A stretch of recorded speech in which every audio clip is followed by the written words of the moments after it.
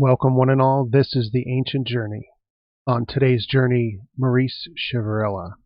But before we get started, don't forget, if you enjoy the video, please hit that like button, share the video, and subscribe to the channel. And don't forget to turn on those notifications. And if there's a story out there you'd like to see us turn into a video, drop it in the comments section down below. Now let's get started. It's March 18th, 1964, Hazleton, Pennsylvania. 9-year-old Marise Chivarella is taking canned goods to her local church on the way to school. Marise never makes it home. In the afternoon that day, Marise's body is found just 2 miles away from her home in a refuse pit. Her canned goods she carried with her just a short distance away. Marise has been physically and sexually assaulted and murdered.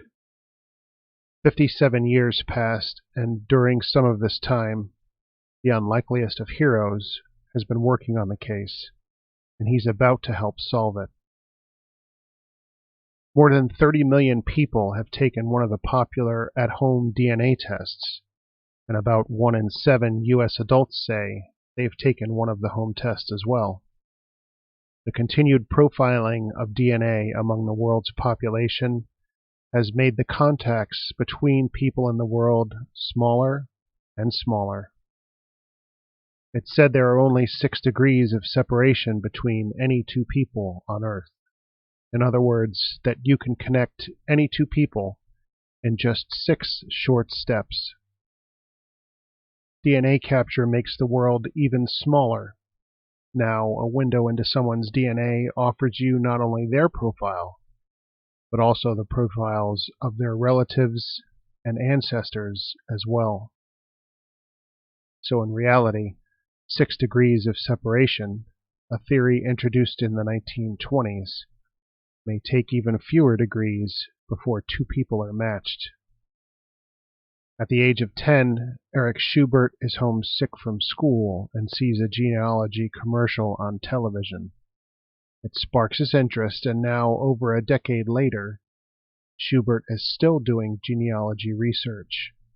His work has assisted in other cold cases in the Chicago and Philadelphia areas in the last few years.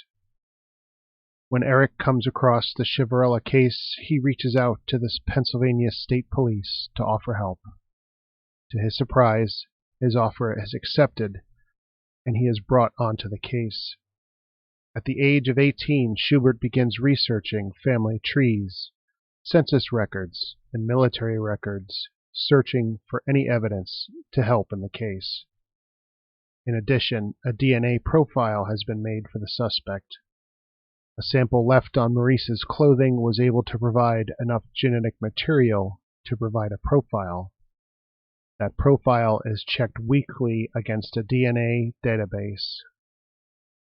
Then in 2018, a break in the case happens when the DNA sample is matched to a very distant relative of the profile DNA. Based on that DNA, Eric Schubert is beginning to put together a family tree of his own. State police interview family members and collect DNA samples from those identified in Schubert's family tree model. The effort helps police narrow down their list of suspects to just 4 persons. One of those persons had been arrested in 1974 for a sexual assault. That person, James Paul Forte, is deceased. His body is exhumed in January of 2021, and his DNA is an exact match for the DNA left behind on little Marise's clothing. Her murder, after almost 60 years, has finally been solved. James Paul Forte was only 22 at the time of Marise's murder. Forte died in 1980 from natural causes and worked at a local bar, and was arrested in 1974 for sexual assault, and again in 1978 for a different minor offense. Police are under the impression that Forte may have committed other crimes as well, and have asked the public to come forward if they were a potential victim of Fortes. Eric Schubert was only 18 years old when he began assisting police with the case, but this likely won't be the last case he helped solve. Because of the ability to track down unknown suspects through DNA and research such as Schubert's, there are going to be quite a few more cases solved. The strings that tie us all together in the world grow shorter every day, and in life or in death, you can and will be found. Thanks for watching, and thanks for sharing the journey.